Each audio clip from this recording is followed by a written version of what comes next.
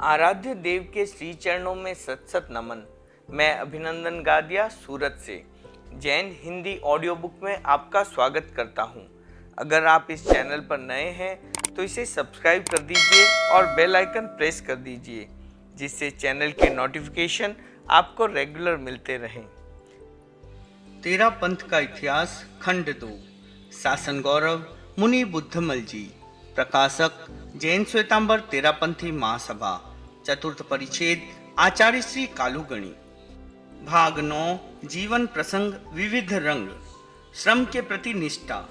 अपने हाथ जगन्नाथ। मुनि काल में कालूगणी अपना कार्य प्राय किसी दूसरे से नहीं करवाते थे। वे इस सिद्धांत को मानकर चलने वाले थे कि अपने शारीरिक कार्य यथासंभव स्वयं ही करने चाहिए। श्रम निष्ठा उनके जीवन में आदंत देखी जा सकती है।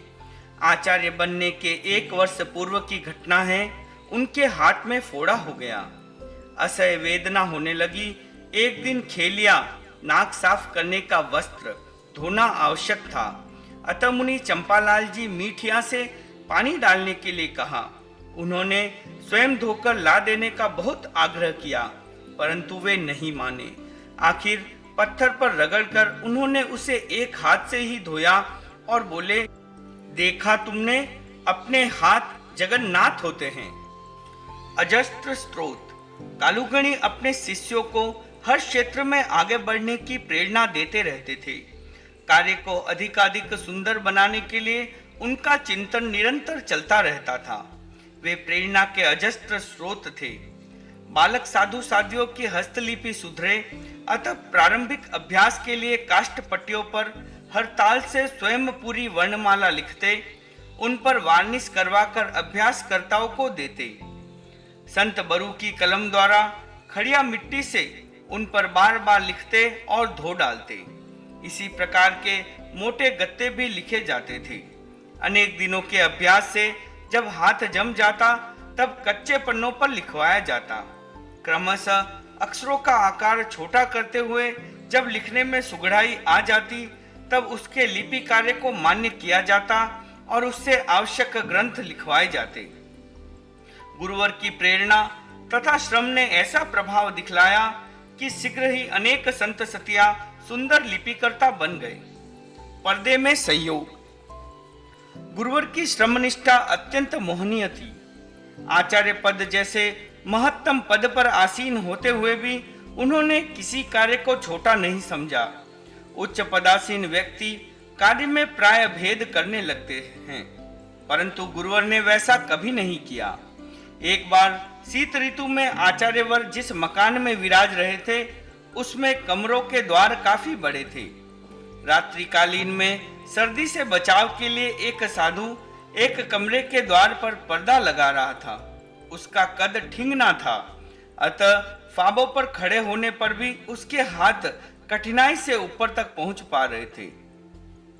आचार्यवर ने उसकी कठिनाई को देखा तो झट से खड़े होकर पर्दे को ऊपर बंधी रस्सी में डाल दिया और फरमाया, द्वार ऊंचा हो तो नीचे कोई पटिया या ईंट रख लिया करो, अन्यथा ऊपर की रस्सी के टूटने या स्वयं के गिरने की संभावना रहती है।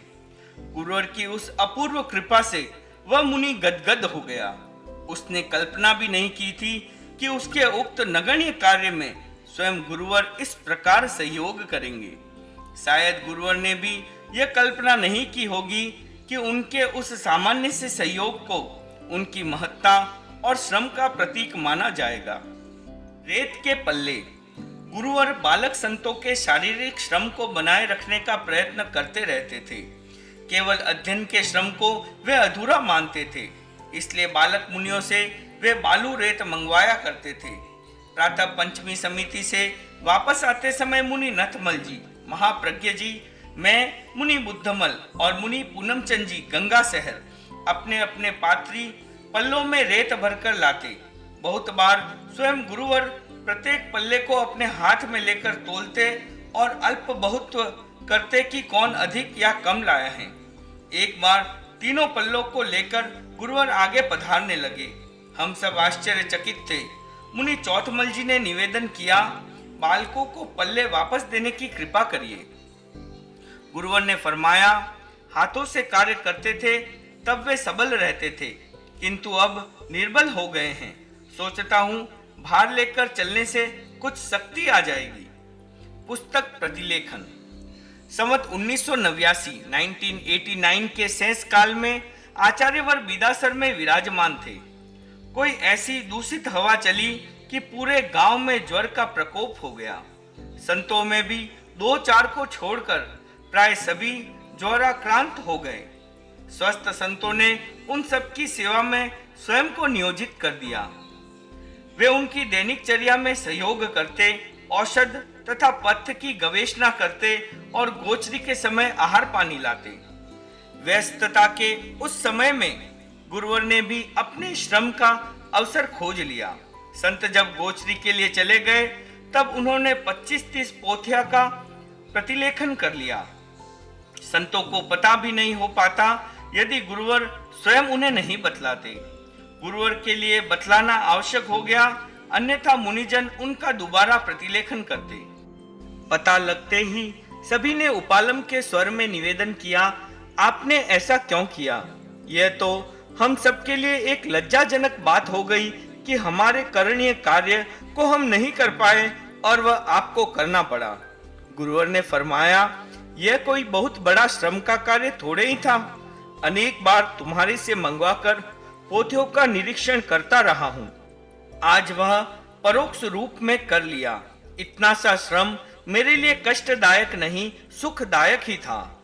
गेड़िया और भार। कई वर्षों से गुरुवर के घुटनों में पीड़ा रहती थी, अतः वे घेड़िया लेकर चलते थे। उसे टेकने का अवसर भी कभी कभार ही आता था। वह प्राय हाथ के साथ झूलता रहता था। एक बार विहार के समय मुनि तुलसी ने निवेदन किया, गुरुवर गेड़िया मुझे दे दीजिए, मैं प्राय आपके साथ साथ एवं पीछे पीछे ही चलता हूँ। आवश्यकता होने पर तत्काल इसे हाजिर कर दूंगा। आपके हाथ में यह अनावश्यक भार नहीं रहेगा। गुरुवर ने फरमाया, तू नहीं जानता, चलते चलते कभी अचानक मेरे पैर में लचक आ जाती है। हाथ में गेड़िया हो तो तत्काल उसे टेक कर अपना बचाव कर सकता हूँ। तेरे से मांग कर लूं तब तक तो कुछ का कुछ हो सकता है। यह भार नहीं, सहारा है। चलते समय यह हाथ में हो तब मन में तसल्ली रहती है। तुम लोग उठाने नहीं देते, अन्यथा भार तो मैं इससे अधिक भी उठा सकता हूँ। आत्मविश्वास। 3 बिंदिया। कालूगणी का आत्मविश्वास बेजोड़ था। वह सत्य का आधार पाकर उद्भुत होता था, अतः बड़े से बड़े भूचाल में भी अकंपित रहता था। संवत 1985 की बात है। ओसवाल समाज में श्री संघ विलायती का सामाजिक झगड़ा जोर से चल रहा था। एक पक्ष के लोग उसे धार्मिक झगड़ा बनाकर पूरी थली में 13 पंथ को 2 फाड़ कर देने में एडी चोटी का पसीना एक कर रहे थे। नित्य नए बवंडर उठाए जा रहे थे। एक सूचना आई कि सरदार शहर में अमुक धनी मानी एवं विस्तृत श्रावक 13 पंथ को छोड़कर विपक्ष में चले गए हैं। उनके समर्थक एक व्यक्ति ने शाब्दिक चोट करते हुए कहा, उन्हें अकेला मत समझ लेना, बाबू के पीछे 3 बिंदिया 1000 लोग हैं। बराबर की चोट करते हुए दूसरे व्यक्ति ने कहा, किसी भी संख्या के पीछे लगी 1 बिंदी ही उसे निरस्त कर देती है, 3 की आवश्यकता ही कहाँ है। इन सभी बातों को सुनकर एक मुनि अत्यंत चिंतित हुए।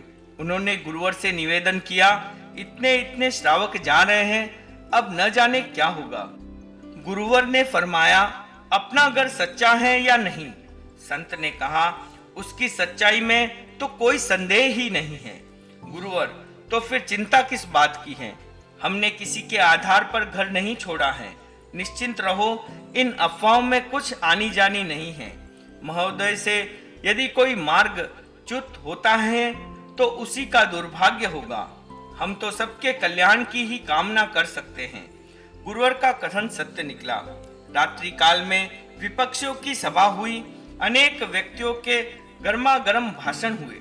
जब मार्गातरण की बात आई तब गहरे मतभेद उभर आए। अधिकांश व्यक्तियों का विचार रहा कि यह सामाजिक झगड़ा है, धार्मिकता से इसका कोई लेना देना नहीं है।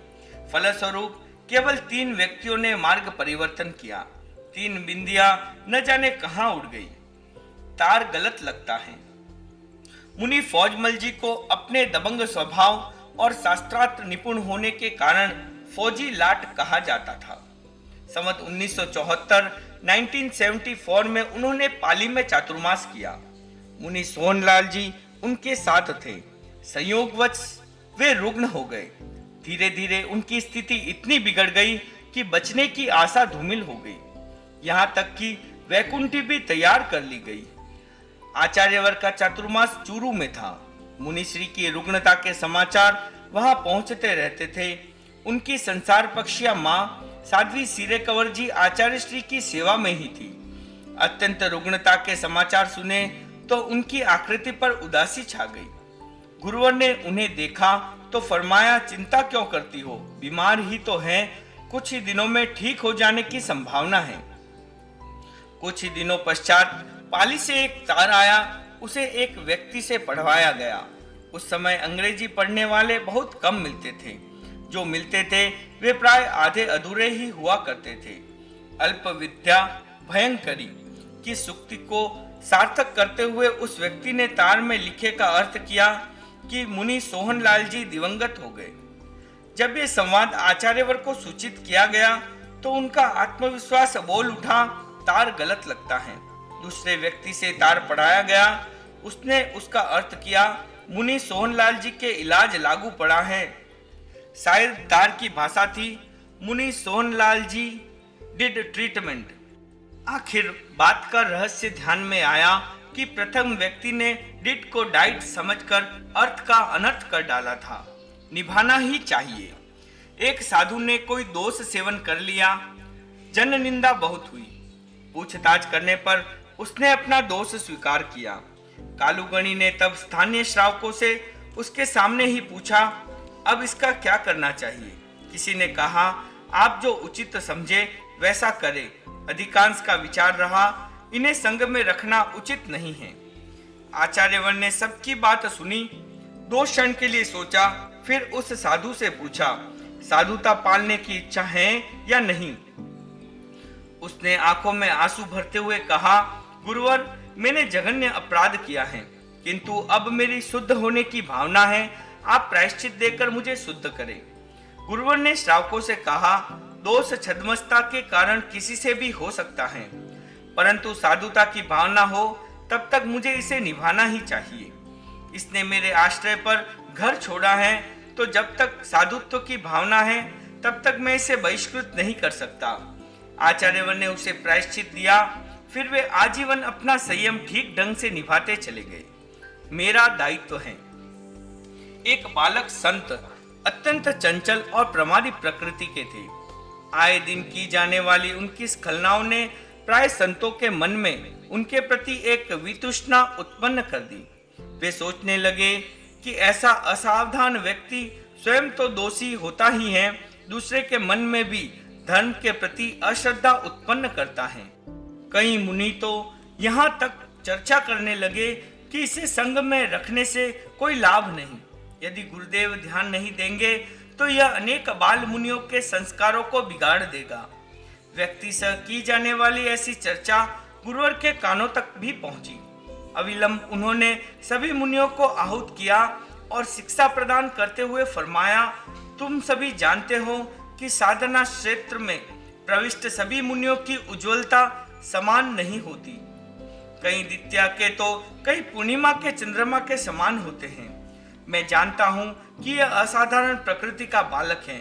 मैं यह भी जानता हूँ कि अपनी माँ के साथ इसने तेरापंथ धर्म संघ के विश्वास पर घर छोड़ा है और मेरे शरण में आया है। मैं इसे तब तक सहयोग देता रहूंगा जब तक इसकी संयम पालने की मनोवृत्ति रहेगी। आचार्य होने के नाते यह मेरा दायित्व है। आत्मविश्वास और दायित्व बोध से परिपूर्ण उक्त कथन ने सभी मुनियों को संयम भावना के प्रति सहयोगी बना दिया। कहाँ रखूं? एक साध्वी ने अन्य साध्वियों को तंग करना प्रारंभ कर दिया। स्थिति कालूगणी तक पहुंची। उन्होंने पूछा, ऐसा क्यों करती हो? उसने पहले तो कुछ बहाने की बात की, परंतु अंत में बोली, मेरे से पांति के ठंडे टुकड़े नहीं खाए जाते। गुरुदेव ने फरमाया, इतने मात्र से ही तुम्हारी साधुता निभती हो तो तुम्हें समुच्च से आहार दे दिया जाएगा, टुकड़े अन्य साध्वियां ले लेगी। उसने कहा, मेरे से ये मैले कपड़े नहीं पहने जाते। गुरुवर ने कहा, तुम्हें नए वस्त्र दे दिए जाएंगे, पुराने अन्य सतिया ले लेगी।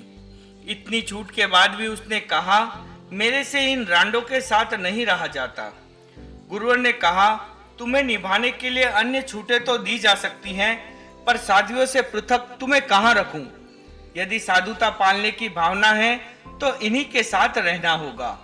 जब वह इसके लिए बिल्कुल तैयार नहीं हुई, तब उन्होंने प्रमुख साध्वी जमकू जी के द्वारा परोक्ष रूप से उसे संघ से पृथक कर दिया। गुरु दोषी नहीं। फतेहपुर निवासी मंगलचंद जी दुग्गड़ की पुत्र वधू रत्नीबाई अत्यंत धार्मिक प्रवृत्ति की थी। पति की मृत्यु हो जाने पर उसके मन में संयम ग्रहण करने की भावना जागी। उसने कालूगणी के सम्मुख अपनी भावना रखी तो उन्होंने फरमाया, पारिवारिकों की लिखित स्वीकृति प्राप्त होने पर ही दीक्षा दी जा सकेगी। रत्नीबाई ने तब अपने ससुर आदि को अपनी भावना से अवगत किया और आज्ञा प्रदान करने की प्रार्थना की। ससुराल के लोगों ने उस भावना को पसंद नहीं किया और आज्ञा देने से इनकार कर दिया। लंबे समय तक उसने अनुनय विनय किया, सिफारिश करवाई, दबाव डलवाए, परंतु वे लोग नहीं पसीजे। आखिर जब सब प्रयत्न विफल हो गए, तब रत्नीबाई की भावना ने नया मोड़ ले लिया। उसने आज्ञा प्राप्ति न हो तब तक के लिए जल के अतिरिक्त सब प्रकार के भोजन का परित्याग कर दिया। ज्यों-ज्यों दिन व्यतीत होते गए, त्यों-त्यों बात फैलती गई। परिवारिकों पर बाहर के विशिष्ट व्यक्तियों का परामर्श एवं कर्तव्य बोध का दबाव बढ़ता गया, परंतु न जाने वे लोग किस धातु के बने थे कि टस से मस नहीं हुए। अंततः 71वें दिन 71 डेज रत्नी देवी ने देह त्याग कर दिया। उक्त घटना की चर्चा महात्मा गांधी के पास भी चली। प्रश्न था कि इसमें दोषी किसे माना जाए। गांधी जी ने इस पर टिप्पणी करते हुए कहा, गुरु दोषी नहीं है।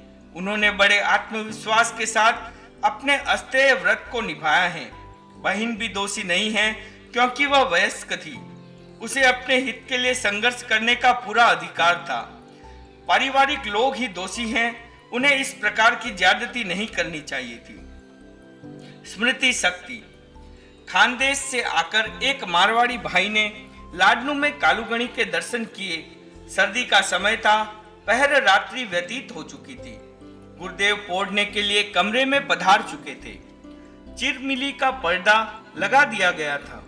उस समय उस भाई ने मथेण वंदामी कहकर वंदना की। कालूगणी ने बोली से उसे पहचाना और पूरे आत्मविश्वास के साथ उसका नाम लेकर वंदना स्वीकार की। वह 20 वर्षों के बाद आया था, फिर भी आचार्य श्री ने उसको पहचान लिया और नाम याद रखा। गुरुदेव की उस स्मृति शक्ति पर वह गदगद हो गया।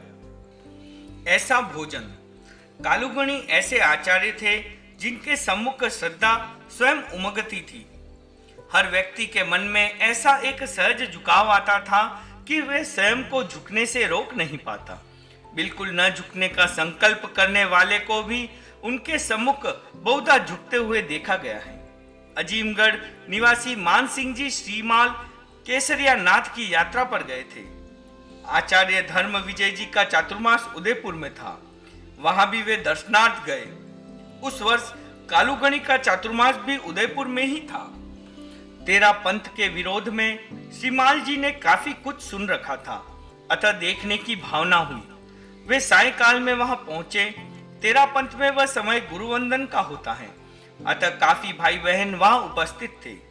श्रीमाल जी वंदन के लिए नहीं, केवल देखने के लिए आए थे, परंतु वे प्रथम दृष्टि में ही इतने प्रभावित हुए कि वंदन किए बिना खड़े रहना उन्हें स्वयं लज्जास्पद लगने लगा। परिणामतः उन्होंने पंचांग प्रणति पूर्वक नमस्कार किया। आचार्यवर ने उनसे परिचय किया और कुछ देर के लिए बातचीत की। श्रीमाल जी को लगा कि आचार्यवर एक ऐसे भावित्मा संत हैं जो संपर्क में आने वाले को अनायास ही प्रभावित कर लेते हैं। दूसरे दिन श्रीमाल जी ऐसे समय पहुंचे जब आचार्यवर भोजन से निवृत्त हुए ही थे। उनके मन में सुनी सुनाई एक धारणा बनी हुई थी कि तेरापंथी साधु अत्यंत रसग्रद होते हैं। वंदन करके बैठते ही उन्होंने पूछा, भोजन के संबंध में आपके यहाँ क्या नियम है? मैंने सुना है कि तेरापंथी संत प्राय गरिष्ठ भोजन के अभ्यस्त होते हैं। क्या मैं इस समय भोजन करते हुए आपके संतों को देख सकता हूँ? गुरुवर ने पूर्ण आत्मविश्वास के साथ बेझिझक छूट देते हुए फरमाया, श्रीमाल जी, सुनने और देखने में बहुत अंतर होता है। आपने बहुत कुछ सुना होगा, परंतु आज देखने का अवसर आ गया है, तो अच्छी तरह से देखिए और सत्यासत्य का निर्णय करिए। आपको सहज ही पता लग जाएगा कि कान और आंख में 4 अंगुल का नहीं, लाख हाथ का अंतर होता है। मुनिजन प्राय गृहस्थों के सामने भोजन नहीं करते। सामने दिखाई देते हो तो बहुधा चिलमिली आदि वस्त्र बांधकर पर्दा कर लेते हैं। इसलिए जब श्रीमाल जी संतों के भोजन स्थान पर जाने को खड़े हुए, तब गुरुवर ने एक संत को भेजकर कहलवा दिया कि मान सिंह जी संतों की भोजन व्यवस्था देखना चाहते हैं, उन्हें देखने दिया जाए, कोई निषेध न करे। श्रीमाल जी अंदर गए, भोजन करते संतों तथा उनकी भोज्य सामग्री को ध्यान पूर्वक देखा। वे वापस बाहर आकर आचार्य श्री से बोले, मैंने जो सुन रखा था वह तो मिथ्या निकला ही, परंतु मुझे आश्चर्य इस बात का है कि ऐसा घुला मिला और ठसा हुआ साग कैसे खाया जाता होगा। मेरी थाली में ऐसा साग आ जाए तो भोजन ही छोड़ दूं। मान सिंह जी 2 वर्ष बाद फिर आए, तब आचार्य श्री बीदासर में थे। वे लगातार 10 दिनों तक तेरापंथ की मान्यता, साधुचर्या तथा विभिन्न तात्विक प्रश्नों पर चर्चा करते रहे। इस प्रकार से आश्वस्त हो जाने पर प्रातःकालीन व्याख्यान के पश्चात उन्होंने तथा साथ आए उनके मित्र भोजराज जी वैद्य ने गुरु धारणा कर ली। ओम अरहम।